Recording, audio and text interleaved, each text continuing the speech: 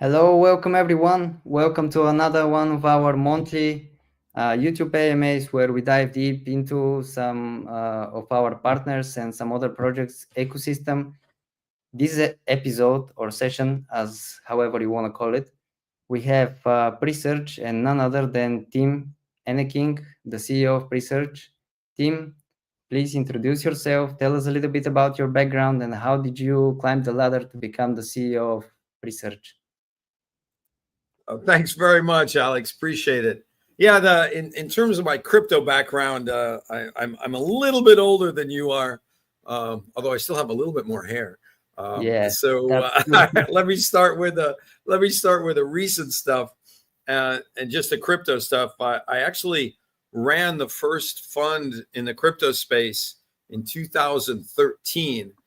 I was introduced to Bitcoin that year. Thought it was the dumbest thing I had ever heard of. But an organization that I was working with on the marketing side, strangely enough, ran this fund, and I have a lot of experience running funds. And so they said, "Look, would you run this fund?" And it was there was no discretionary management. People would subscribe. We'd buy Bitcoin on Bitstamp. People would redeem. We'd sell Bitcoin. There was no decision making. And so I said, "Yeah, sure, I'll run your fund." Crazy thing, this Bitcoin. But then I climbed the learning curve, did a lot of research on it. And I was in Eastern Europe at the time, had a fund of funds focused on Eastern Europe, which I was shutting down because I didn't like the direction Putin was going. And this is 2013. This is way before Ukraine. It was after the first time Russia messed around with Georgia. And I just didn't like the way. Didn't think things were going to go well. So I was living in Eastern Europe. I left. And instead of shutting down my fund, though, after I found out about Bitcoin, I decided to convert it into a trading fund. So in late 2013, early 2014, I launched what, as far as I know, is the the first Bitcoin trading fund in history. And then I moved back to the United States because for family reasons and good family reasons. And then, so I shut that fund down because an offshore fund started a fund in the U.S., a trading fund as well. It's about 8 years old now. And then somewhere along the line, about 4 years ago, started a yield farming operation, which is now the largest in the world with two partners. I should say the largest in the world that we know of, well into 9 digits in this thing, and a venture capital fund. And the VC fund, I've been involved in research in Presearch from the very beginning of Presearch. Actually, really launched the token because I did an interview with CNBC and they asked me to recommend 3 large tokens. I said, no, I'll recommend a large, a medium, and a small one. And the small one I recommended was Presearch. And so in 2017 on CMC, on CoinMarketCap, there were big banners that talked about Presearch and CNBC, and they had my face on them for like 6 weeks. I was the banner ad in August and September, and then again in November they ran it. And I got a little tired of the project because I didn't like management. And a year and a half ago, the old management came to me and said, "Look, would you take the project?" And I said, "No." And this came back again and said, "Please, would you run the project?" And I said, "No." Very biblical, right? Like the cock crowing 3 times or whatever.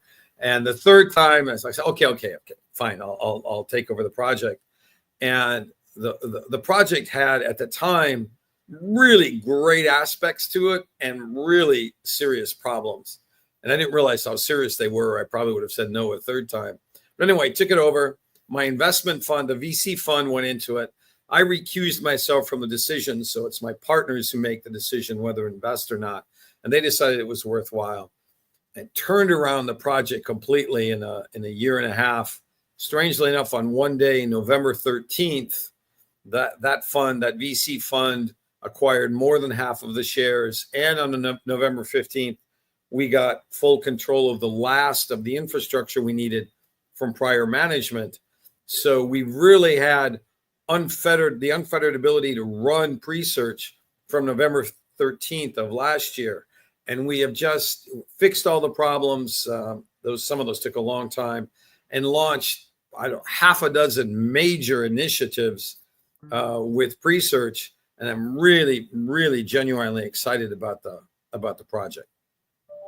Awesome. So you were in the baby steps. You said 2013, 2012 of Bitcoin. Not 12, First 13. 13 was when I got in. 13. The first, you said, exchange in Europe? It was the first Bitcoin, first crypto fund in the world. Mhm. They actually did set it up in 2012. I took over and ran it 2013. That's amazing. It's a big ladder that you've climbed so far. You said in Yeah, been Europe, involved a while. Been involved a while. well, it always takes a while for most of us, I guess. Yep. Where are you now, actually? You said Europe, but you're now, as far as I know, in the United States, Yeah, I correct? moved back, as I mentioned, in 2013 when I didn't like what the direction Putin was going. So I live in sunny, usually San Diego. Today it's cloudy and dreary and rainy, but we need the rain in Southern California, so I'll take it. Absolutely. Let's talk a little bit about Presearch now. Well, for someone unfamiliar with Presearch, someone that just heard about it, can you share and tell us what is Presearch exactly? What does it do? How can they get started? Of course, presearch.com. It's easy. It's research with a P, right? That's how you get started. To answer the last part of your question, Presearch is the most privacy-focused search engine that we know of in the world. And the reason is, if you look at other competitors, right, big ones like Google or Bing, or smaller ones like DuckDuckGo and Brave, they all collect data.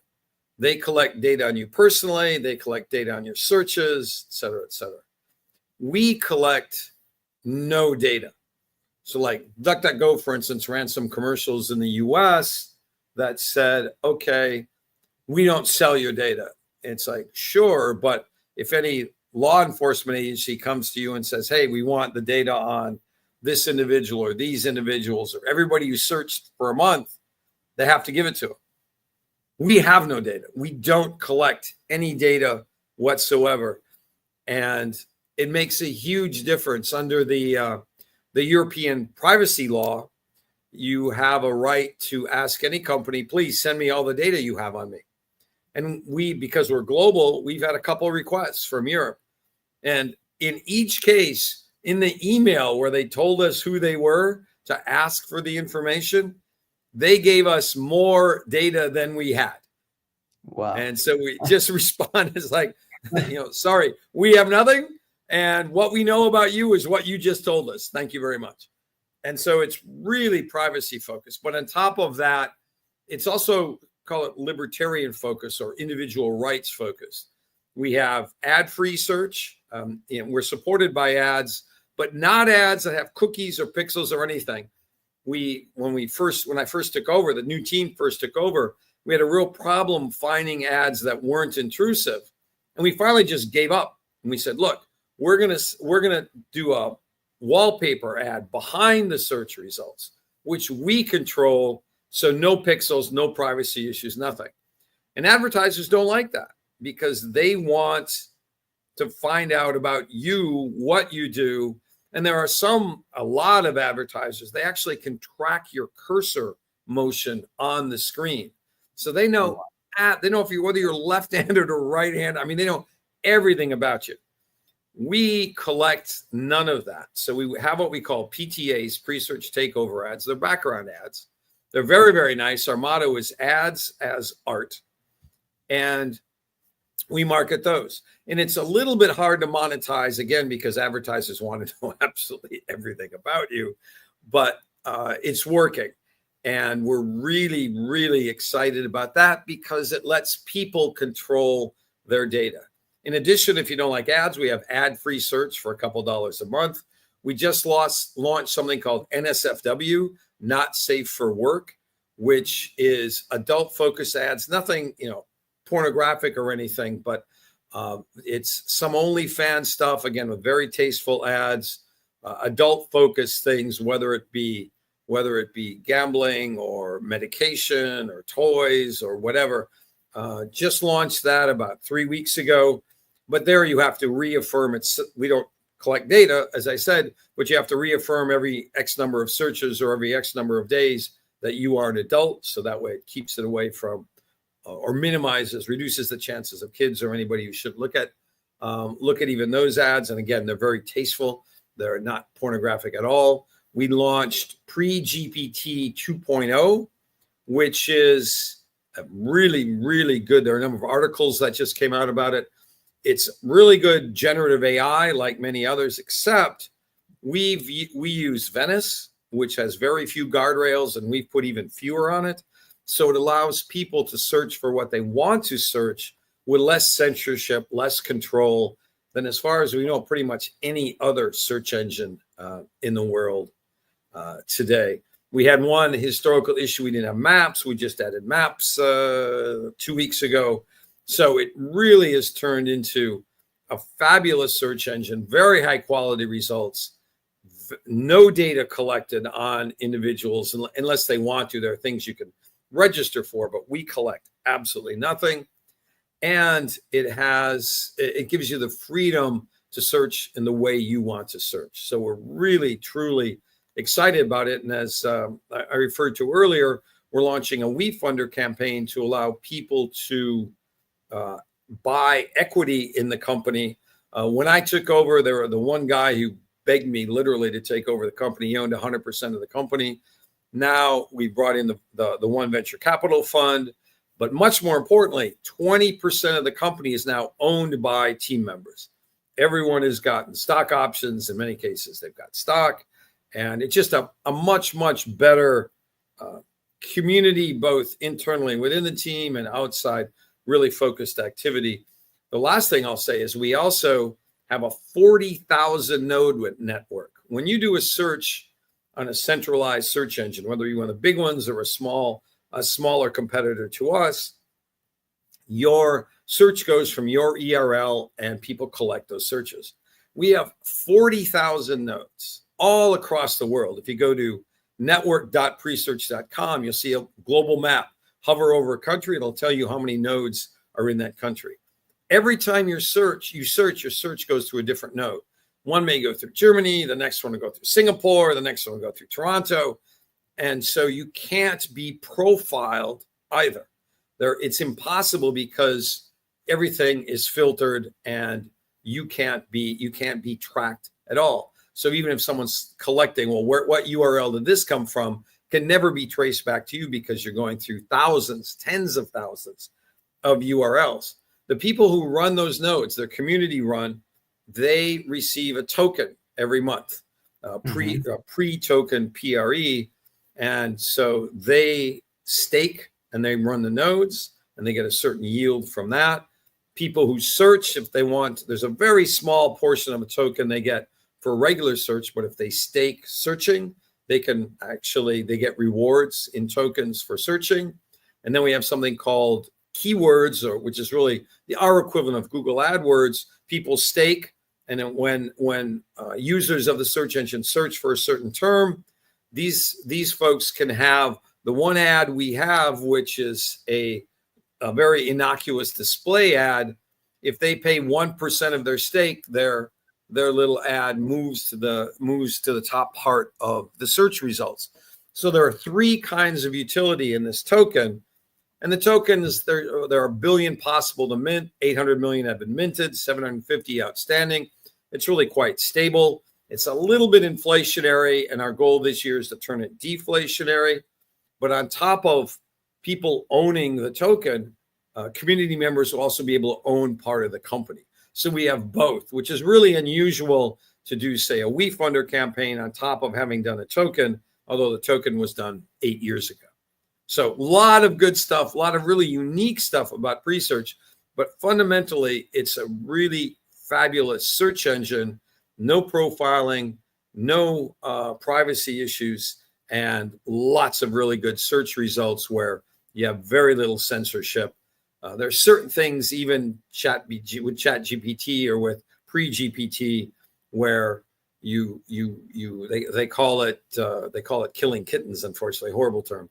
But there are some limitations, but very, very, very, very few, and that's true throughout the entire search engine. So we're really excited about it. Amazing. I've been watching your social media channels ever since Presearch was added to Crankk's one-click multi-mining solution. Great. And from what I can see, guys, you're doing great stuff, and I love. Truly, I believe nowadays security is one of the most important things. And you saying that it's very encrypted, you don't basically hold any data and you don't keep any data, as you mentioned. A lot of websites, especially Google, etc., they even know if you're left-handed or right-handed, which is Yeah, absolutely. crazy.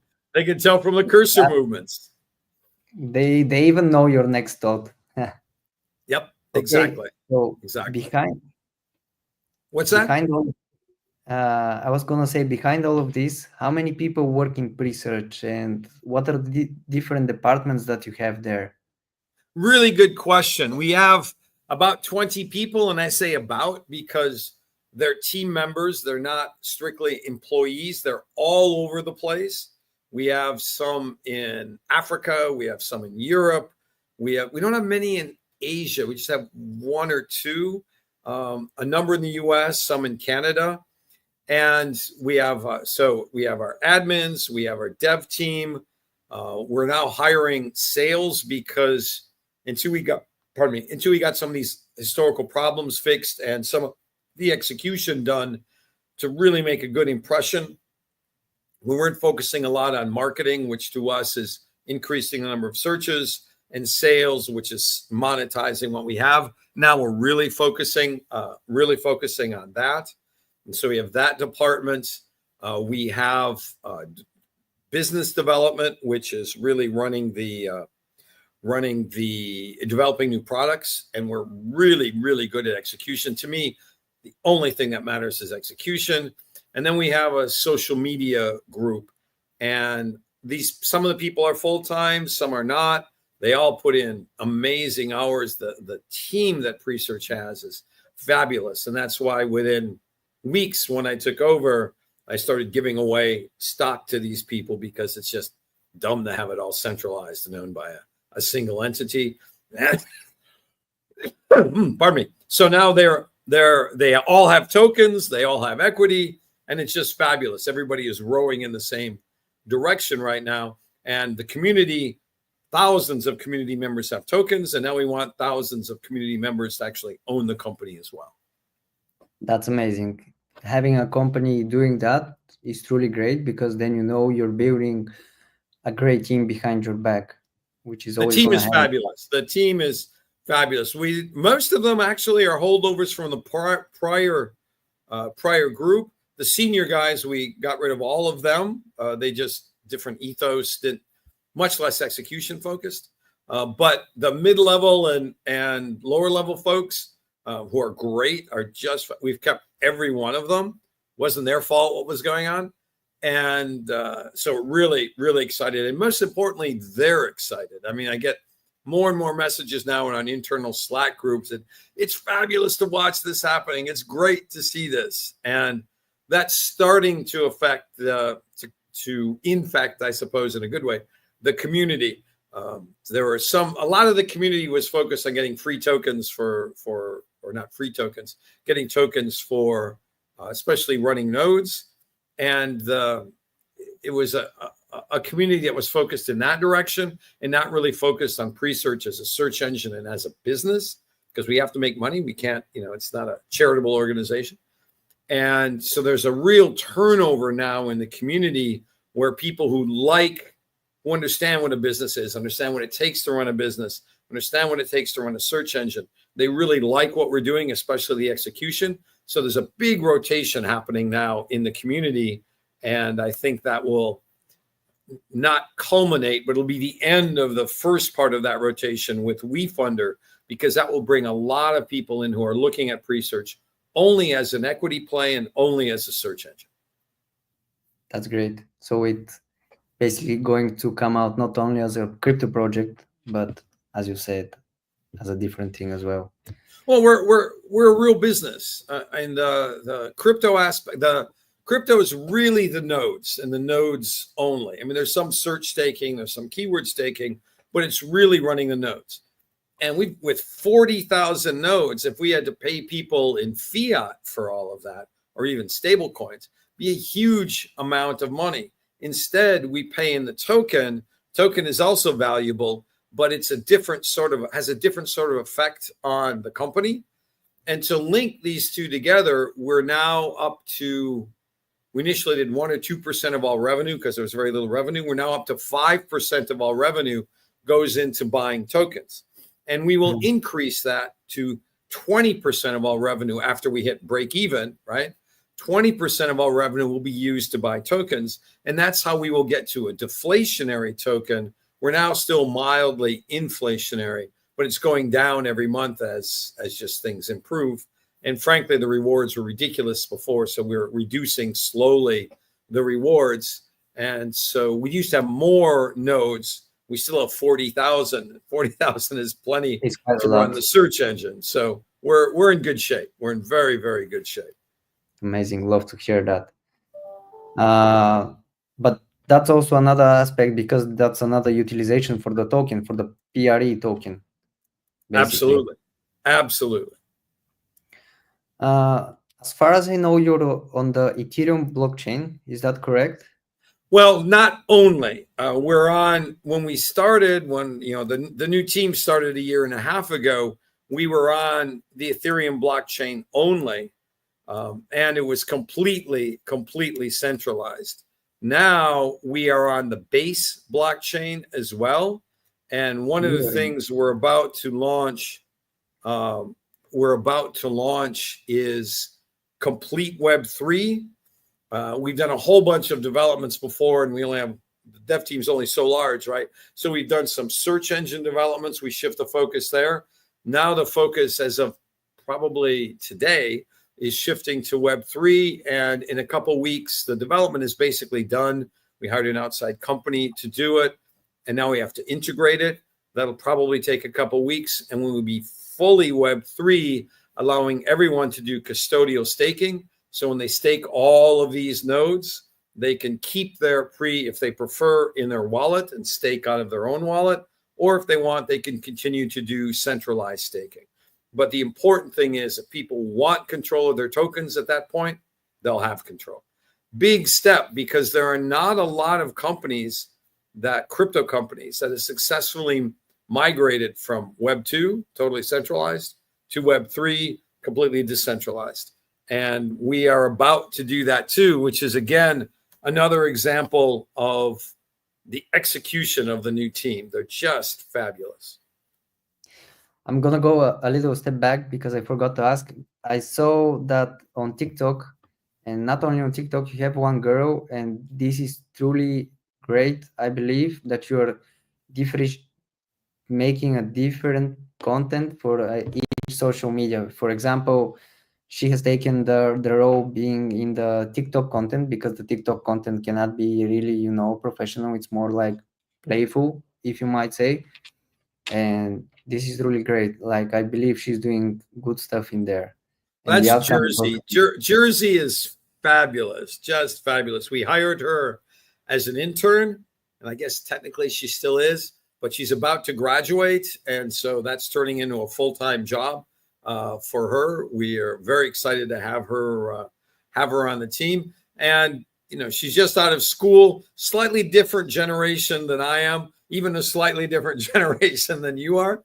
And she brings just a different and very refreshing, very new, and a much younger approach to Presearch. And the TikTok videos she does are absolutely fabulous. She does a lot more as well. She's in charge of a lot of the implementation of the PTAs, the ads I just mentioned. So we have geo targeting. So some ads go in this country only, and some ads go over here. Some ads don't go in certain countries and go in all others. She's responsible for that. She has a lot of duties, and she's great. The thing I like about Jersey is that you give her a task, she goes, okay, I'll do that. And then the next question is, how do I do it? But her first reaction is always, okay, I'm going to do that. I will take that hill. And then she worries about how to do it later. And just a real great attitude. True, and as you mentioned, she's a new generation, and they know how to make a video going viral. And targeting is one of the most important things when it comes to advertising. Personally, we in Crankk, we don't use advertising yet because that's how we wanted to go, a little bit of organic flow. But however, we're gonna start doing that as well. That's the one of the plans for the future. And Alex, what? let me jump in. Yes, If you would like, I will give you a really good price on a PTA on Presearch to advertise Crankk. absolutely. We can talk about that on our Telegram chat. We Absolutely. can No, I mean, absolutely we'll talk. do it. We'll give you a couple weeks for free even, and then we'll give it to you at a really, really good price because you're I love hosting it. us here. We owe you. I love that. I truly love that. And that's our demographic. Our demographic is younger. Our demographic is crypto focused. It's interesting. It used to be a very male, we don't really know. We don't collect data, but we can kind of tell from what works in terms of like clicking on ads and stuff like that. So we don't know our audience directly, but indirectly we get some hints. So it's probably 60-70% male. With Jersey's work, it's actually becoming more female, which is fabulous. But it's the exact demographic that you at Crankk are looking to attract. Just the exact demographic. So it's good that I mentioned that because we wouldn't have spoken about it. No, it's Okay. and you said in like a good CEO, I'm always trying to sell my company. So Absolutely, point of that's the way sale. to do it. And we believe in partnerships. That's why we are doing these AMAs with different projects, whether we have done a partnership before that. Also, next, we have Brandon was one of the guests in the X AMAs that we're hosting. And having partners is the best. You cannot do it on your own. Absolutely. In all seriousness, our demographic is exactly what you're looking for. So it makes sense, right? Just interesting. It happens to come during a live interview, but that makes it kind of fun. Yes, yes, we'll definitely speak about that more. So, what makes Presearch unique compared to other search engines? Great question. What is our, what they call a USP or unique selling proposition? Unique selling points? It's not privacy per se. There are a lot of search engines that have varying degrees of privacy. So call it extreme privacy because we collect no data. Secondly, no profiling.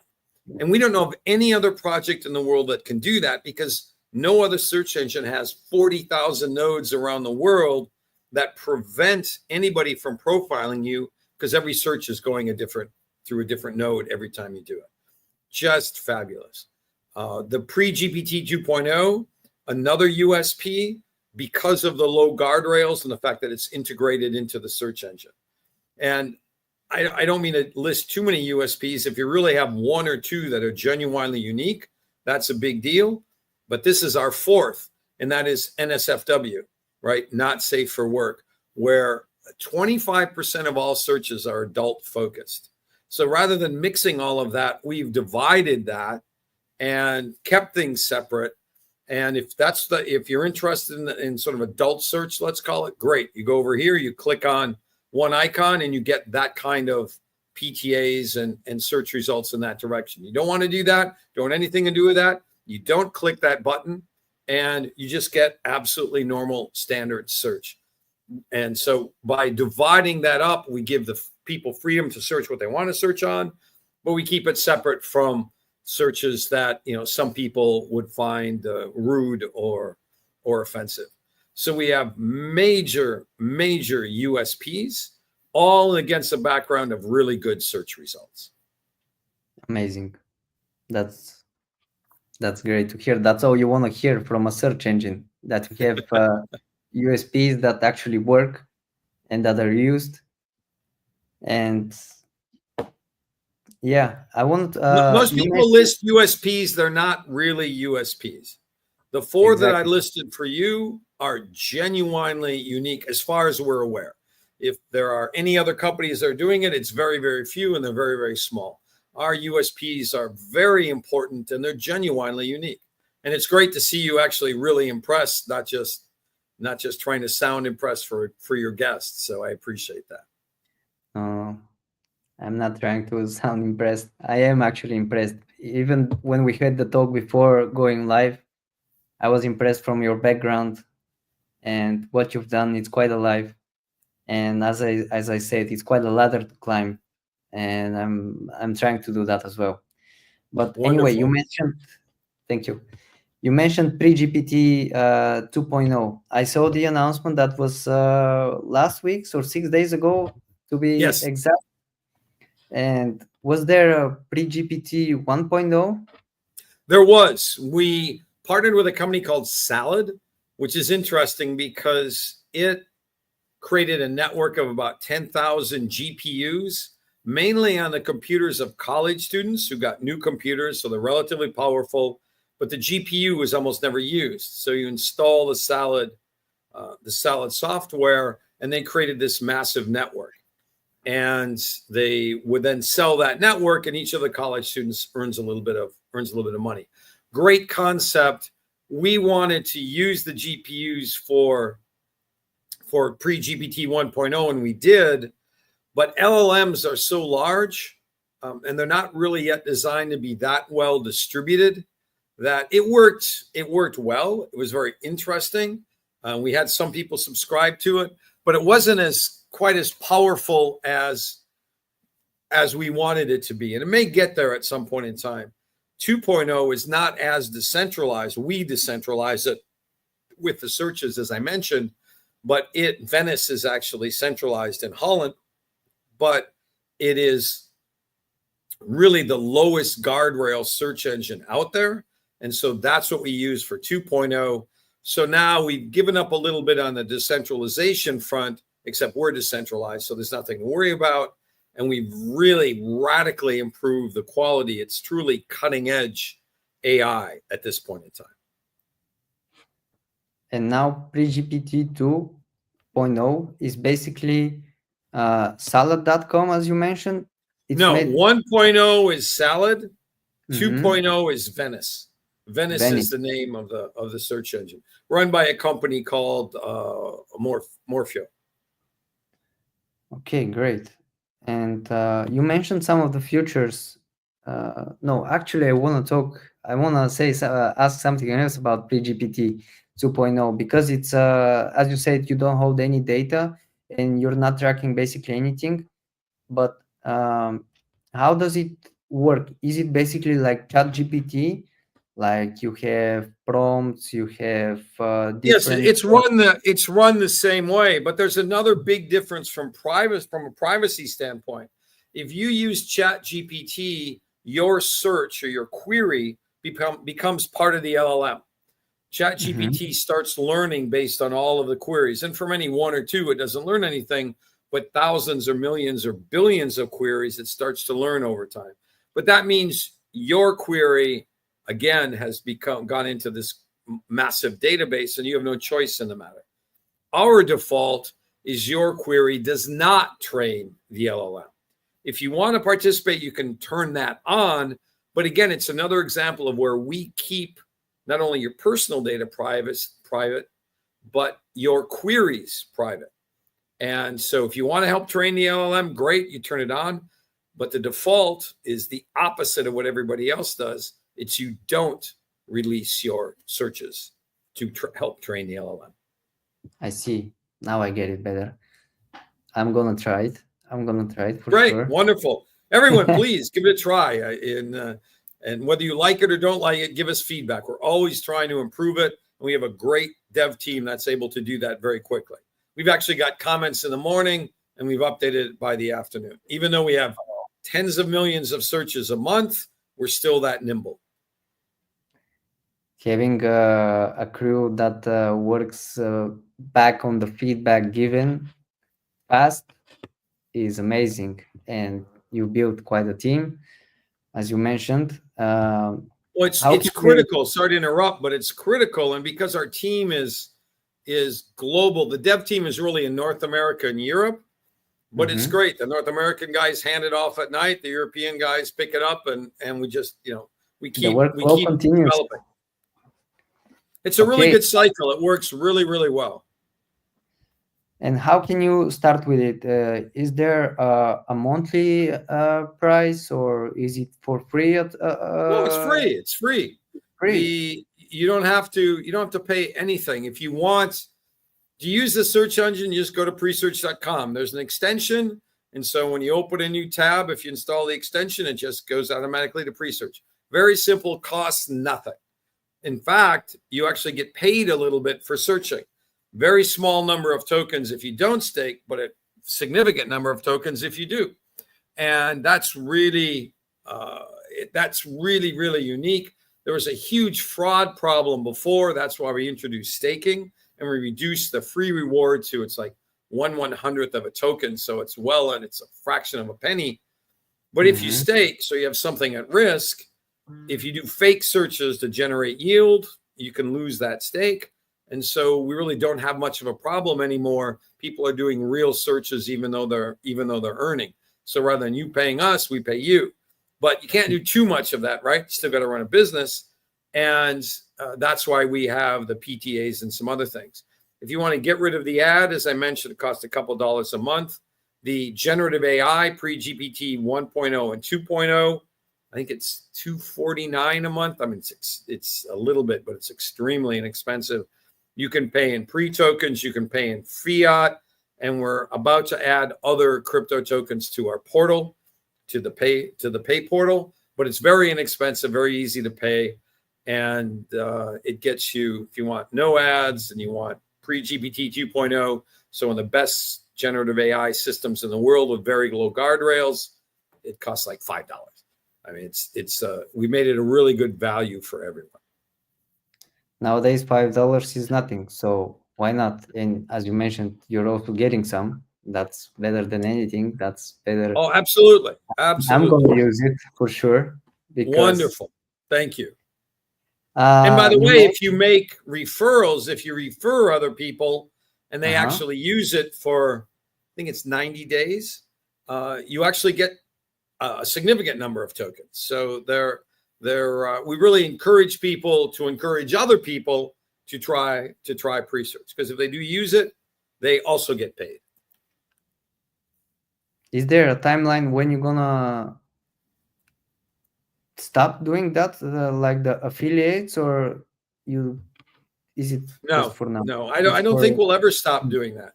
We're making an effort to go from slightly inflationary where we are now to be slightly deflationary. And assuming we're successful in that, I think it will be, we'll never stop. We'll always reward node runners, as we call them, with tokens. Referrals, they will also be rewarded in tokens. We could maybe add fiat to the reward so they get USDT or something, or stable coins. No, I think we want to make this a self-sustaining ecosystem on the crypto side and a self-sustaining ecosystem on the fiat side. So we have expenses in fiat. We want the monetization in fiat from the PTAs, and we have expenses in crypto, and we want to be able to earn or buy enough crypto to make that a closed loop.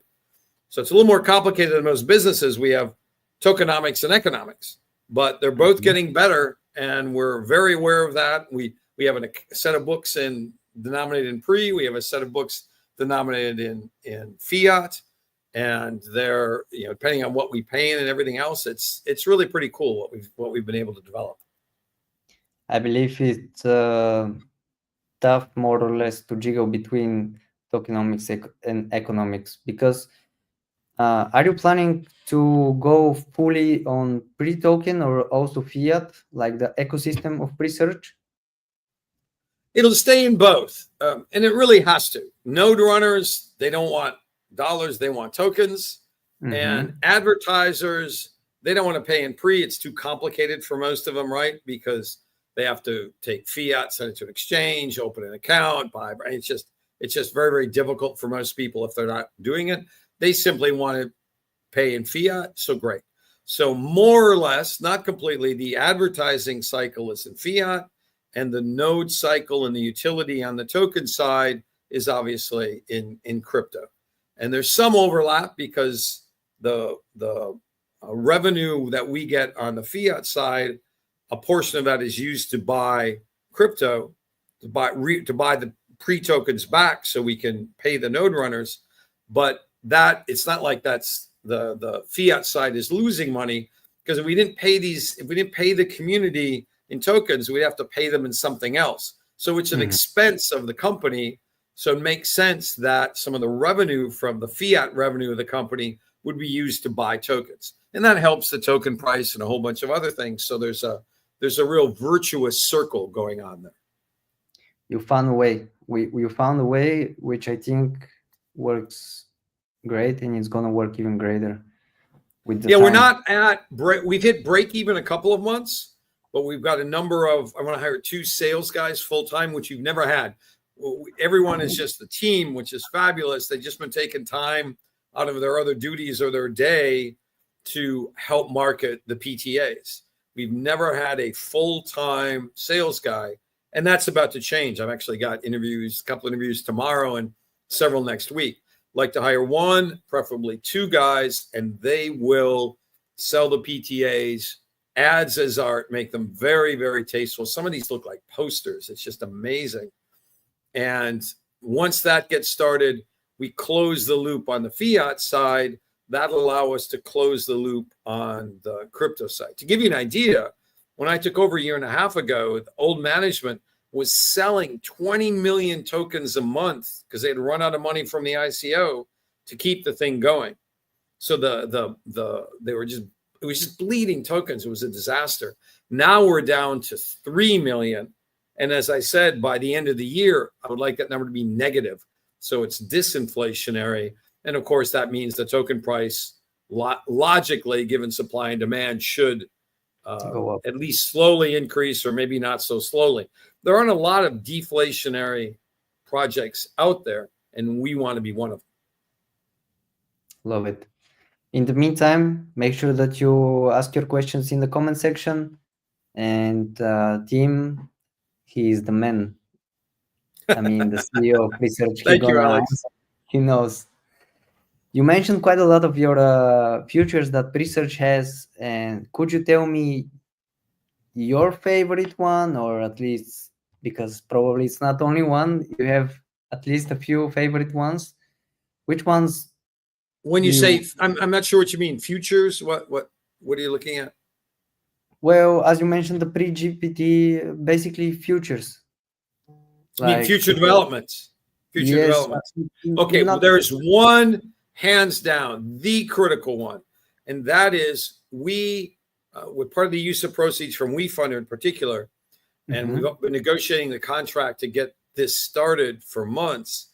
And that is, we want to develop our own proprietary search engine where we have index nodes, not just the search nodes, which is what we have now, the 40,000. So we have specialized nodes, index nodes, crawling nodes, and other aspects of the search engine. We decentralize to another group of nodes, but compensated the same way, but they'll have to be a bit more robust, more memory, more computing power, because the current nodes, to be a search node, it's minimum configuration, very, very light, but more intense nodes. And we start index nodes and start indexing the web to develop our own search engine. That will start as soon as we get any of the funds from WeFunder. The use of proceeds from that are hire the sales team, as I just mentioned, hire the marketing team, which is increasing the number of searches. We're at about 13 million a month now.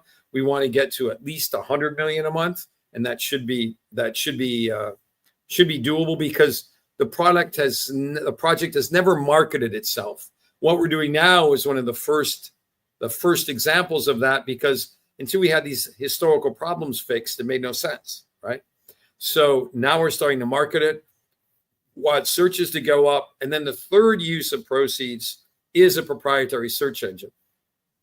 And until I got involved in Presearch in more detail, I would have thought, okay, either you use this search engine or you use that search engine. Well, it turns out, as many things, when you look under the hood, it's a little bit more complicated. when we start our own search engine, we can peel off a certain number of relatively common searches, let's say, and we will generate our organic results, our own proprietary results of that. And if we don't, we're a meta search engine. You can use 130 search engines through Presearch, and it'll default to one of those, whichever one you pick. And then over time, we'll peel away more and more and more search engines, or more searches. And then the default search engine will be Presearch's search engine, but you will still be able to pick any of the 130. And that's something that literally, it's another USP that we don't talk about very much. We're a meta search engine. So you can access all kinds of search engines through Presearch. But the biggest thing I'm most excited about is developing a proprietary decentralized search engine. It would be the only search engine in the world that would be built on a decentralized basis.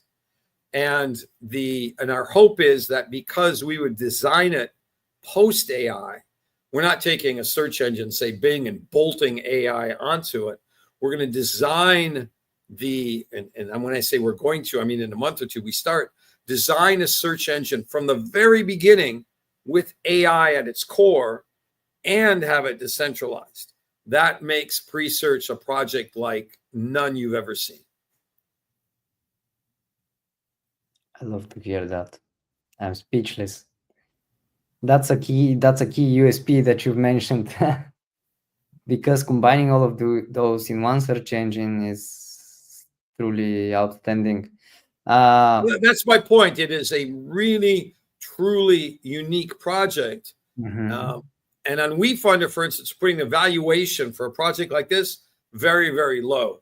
We're valuing the entire company at 15 million, which for a company that has been de-risked because of all of the execution, it's a fabulous price. And we're doing it to allow little guys, not just big investors, not just VC funds, to allow little guys to be able to participate on an equity standpoint and a token standpoint in the success of the company. True. That's great.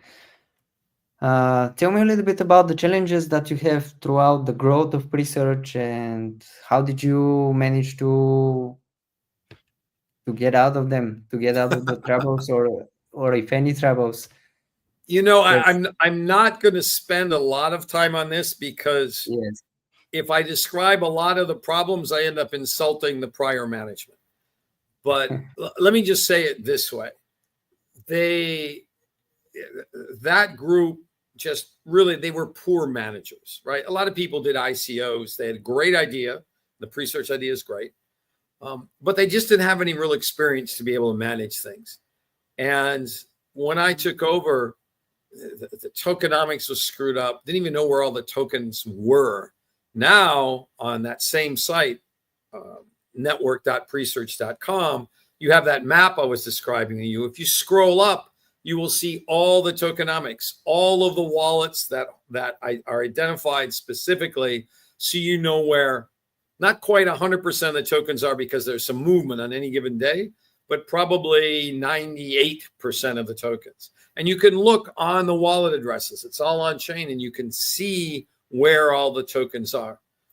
They had no metrics. When we took over, probably 90% of the searches were fake, because people were doing fake searches to earn tokens. And so we killed that. We introduced search staking, a whole bunch of other stuff. There were massive problems in the company as a company. Ignore crypto, ignore fiat.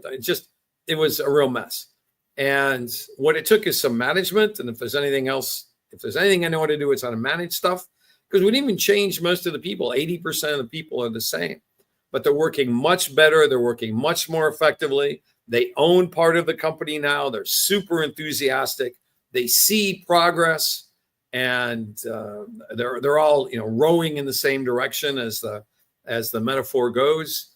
It's just a happier, much more successful team. And with the WeFunder, we're also looking at perhaps bringing one or two key investors in.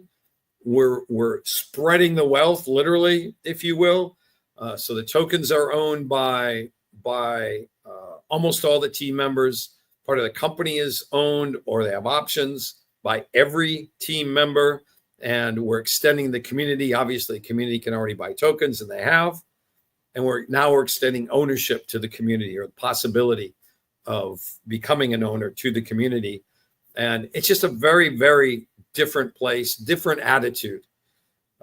It talked about decentralization before we took over, but in reality, it was very centralized. Now we talk about decentralization, we do decentralization, and the company and the tokens are much more decentralized and community driven than it ever was before. Love it. And as you mentioned, being a leader can be difficult. Some people like you, I suppose, and from what I hear, have it in their hearts. And teams and people inside the teams need a leader, because that's who's gonna bring them, and who's gonna carry the boats. The leader is the person that's gonna motivate them and give them the right track to work better, as you mentioned. It's funny. All the real work is done by the team. I mean, the team we have is just fabulous. But this has been a really good example to me professionally, because I've been everything from in the military to in big corporations and everything else. This has been it's an interesting little case study, because you have basically the same people who are working rather ineffectively, and it wasn't their fault. You introduce leadership, and because I've got other projects going on, spend a huge amount of time on this, but not 100% of my time. But I'm guiding, directing, prioritizing. I'm not doing the work myself, except if you call this interview with you work very much, do some. But it really is taking all the energy that all these people have already and guiding it more effectively. And the difference is just night and day. Exactly. That's what I meant. You just may you cleared it out with your words better than I did. Hey, English is my native language. It's not yours. So your English is fabulous, by the way. Just well, really. Not really. As I mentioned, I was studying in the Netherlands, and now I'm back here. I don't really speak English that much. Mostly I type, but enough for me. How can the community help Presearch? Like you mentioned, the affiliate program for pre-GPT 2.0. Is there another affiliate program or something for developers? The affiliate program actually isn't for 2.0. It's just to use Presearch. So if you get your friend, that would be the thing well, first of all, anyone who doesn't use it, I would encourage you to try it. Install the extension. It's very simple. And if you like it, encourage friends to try it, because they and you can earn tokens from doing that. But more importantly, it's a better and slightly different, but definitely better search experience. If you don't like the ads, you go ad free. If you want NSFW, you can try that. Try pre-GPT 2.0. You will be amazed at the results. The reviews we've had have been really, really good. And it's overall, it's just a search engine and a search experience where your data is safe, because it's not that we're collecting it and getting rid of it, or collecting it and not storing it. We're not collecting it. And you can see that from the beginning. We don't collect it.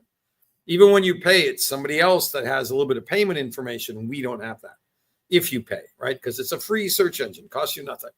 Unless you want to add some of the bells and whistles, and it costs just tiny amount of money monthly. But encourage people to use it. The biggest thing we want to do now, especially it wasn't really a problem, but it was something that was missing, was maps. We've added that now. So we have Apple Maps on it. But even our Apple Maps, when you go to Apple Maps on anybody else, your location is marked. What does that mean? They've collected the data. They know where you are. They already know something about you. Our Apple Maps, that functionality doesn't exist. First, we don't know where you exist because it's going through some node someplace. But the default is not that it collects it. You want to do a search, you put in your location as an address, or a city or a street or whatever you want to do, and then you find someplace else. But it's completely private. And unlike any other set of maps, really another USP if you want to, but the whole focus is on privacy. I'm speechless again. I don't know about you guys, but I'm gonna add that extension right after the AMA. Fabulous, Alex. Thank you very much. It's a very sincere endorsement. I appreciate that. Well, you guys are doing great stuff. Like, why I wouldn't make use of that as well? Exactly. I agree completely. Yes. What are the future plans for Presearch? Is there a roadmap yet, or just? Yeah, well, there is definitely a roadmap. There's a roadmap on presearch.com or presearch.io. It's presearch.com was taken, and the project bought it about 3 years ago, so both function. If you have any questions for me, it's tim@presearch.com or tim@presearch.io works as well. The three things are really the use of proceeds from WeFunder: sales, increase our sales function; increase our marketing function to increase the number of searches. There's never been a full-time marketing person, and what we're doing now is it's really Brendan who worked with you on this. He's taking part of his time to do that. The man is amazing. He just multitasks. It's absolutely fabulous to watch. And the proprietary search engine.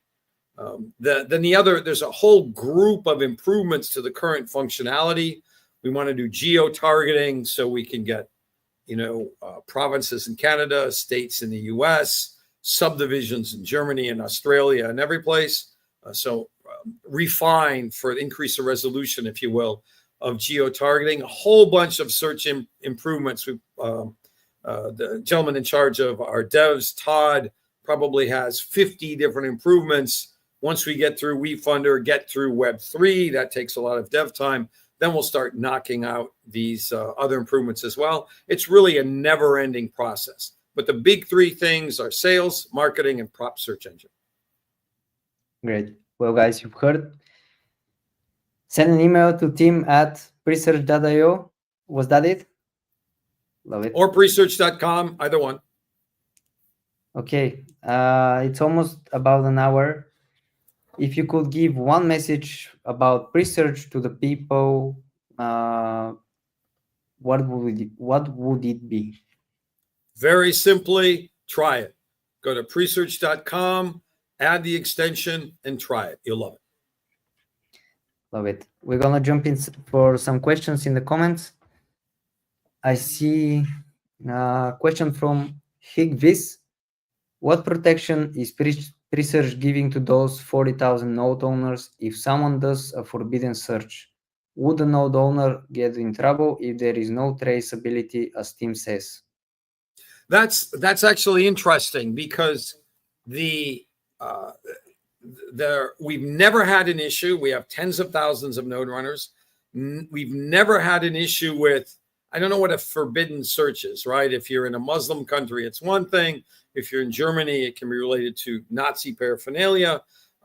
We've done billions of searches at this time through, if you count each of those nodes, through tens of thousands of nodes. There has never been an issue. I can't say that there never would be an issue because there are 210 countries in the world, and I don't know the legislation in each one of these, but it's never come up as an issue. And keep in mind, when people are usually tracked for doing forbidden searches, it's not one search, it's a whole bunch of them. And since your search one day is going through Germany, the next day is going through, Kenya, there's no pattern there for anybody to grab. So that's the best answer I can give. It's a really good question, though. It's a thoughtful question, but it's never been an issue. He actually has another question that just popped up. Is the incentive to node owners going to improve? Earnings are low currently. Is there any graphs on the growth decline in nodes over the past 2 years? Is there a target number of search nodes? I think you. Okay, let me try to break that down. We used to have, the maximum was 80,000 nodes, and some of the nodes, the older nodes, were earning like 80% APY and per year, which is just crazy and unsustainable. So we've slowly been reducing the the node rewards. The last month where we do it is this month. Actually, it ends. And the goal now is to indirectly increase the rewards by encouraging the token price to increase. And the best way to do that is to have Presearch be a solid company, which is why we're doing WeFunder. And the revenue from the monetization from the sales guys, as I said, 5% of that goes to buy tokens now. That will increase. And so what we want to do is improve the health of the company, which will drive the token price up, which means because the number of tokens up to 7 cents is fixed. So as the price goes up initially, the token, the node runners will get the same number of tokens, even if they're worth, given where the price is now, 9 times more, they'll still get the same number of tokens. After 7 cents, the number of tokens will be reduced as the price continues to go up. But then hopefully the tokens you receive this month, next month will be worth more, et cetera, et cetera, et cetera. I think I covered all of the questions that he asked in that answer. My apologies if I missed anything. Only, at least I'm not sure, is there a target number of search nodes? I believe. Right, I did miss that. There is no target number. That we don't need millions of nodes, at least not yet. But what we hope to do is by increasing, by marketing and increasing the number of searches, increasing how many minimum nodes we need, or what the minimum number of nodes is. We've actually never calculated the minimum number of nodes, but if you think about it, more is better. As I said, each search goes through a different node. So if you have more nodes, you could search for, right now, you could search for a year and never go through 30 times a day and never go through a node twice. If we have more nodes, you could search for 5 years and never go through the same node twice. What the minimum number is, we've never really calculated. It really doesn't matter.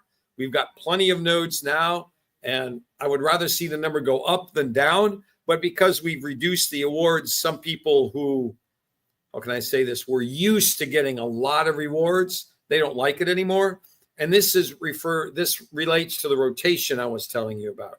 There are certain people that like the free token model, and I love that, but it's not sustainable, right? And the last management, they gave up. They couldn't do it, and so they couldn't fix it. And so they gave the problem to me, gave the problem to the new team, and we're fixing it. But what that means is the prior model was not sustainable. The model we're working on now is. And that's great for people who use Presearch, and it's great for the node runners. I hope that answers your question. We have from Milan Minev, this is actually our CEO. He's also very active. This guy doesn't sleep, I'm telling you. He's always online. And our CEO, Peter Varga, is actually in USA. And he says that Presearch is available through Crankk one-click multi-mining, and already 288 nodes are online. It's not a question. Oh, nice. Wonderful. Yeah. Peter, hello. If you're in the left coast of the United States, swing by. Would love to get together face to face. But thank you very much, and thank you to all of the listeners and the watchers for giving it a test run. That's awesome. Yes. And we have one question from Josh. Is there plans to make the token more available, such as centralized exchanges and other networks aside from Ethereum and Base? Very good question. Let me start with the exchange aspect. It's mainly on KuCoin and some smaller exchanges. Because we're on Base, once we ramp up the project a little bit and increase the volume of trading, daily trading in the token, our hope is that, Base is owned by Coinbase. Maybe we have a chance to get listed on Coinbase. But in any event, yes, we want to get the token on additional exchanges. It's on Uniswap as well on the DEX side, on the centralized exchange side. Really would like at least one in North America and one in Europe. KuCoin's already in Asia. So yes, we would like to do that. It really is not a priority at the moment because we need to further improve both the tokenomics and the economics, but that's probably only single-digit months away. But it's definitely something we want to do. Did I get all the question, Alex? I can't read it, so I have to go from. Yes. All of the questions great. are done. And that's it. I hope you guys learned something about Presearch. I personally learned. I'm gonna try it out, and as Tim said, just try it out. Thank you all for Alex, being thank here. you very much. Thank you very much for the invitation. Thanks for your patience. We're at an hour and 5 minutes. Really appreciate the opportunity to talk about Presearch. And again, if you want to try it, go to presearch.com, download it, check it out, add the extension. I'm gonna do it. And the pleasure is all mine, honestly, speaking with a guy like you, being in the crypto since 2013 and climbing the ladder, being the CEO of Presearch, building such a great team behind your back. Admirations. Thank you once very again. much. See you next month. There's links for Presearch in the description, and also for Crankk. Check out their social media channels, their auto social links, and see you next month. Make sure that you mention in the comments in the comment section which other projects would you like to see in next month, and we're gonna try and connect with them. There's one more question that popped up. Would you like to answer it just really quick? Sure. It's again from Josh. I've been a node runner since testnet. Is there something I can do to help the project on my end? Absolutely. The biggest thing right now, given where we are, is to encourage your friends to use Presearch as a search engine. That is the most important thing. We're at, like I said, about 13 million searches a month. We want to drive that to 100 million a month. That's what we need your help with. Help with the community, Crankk community, help with the Presearch community. We'll soon be looking at the crowdfunding community. That's the biggest priority and where all of you could help the most after you try it yourself, of course. Love it. Goodbye, everyone.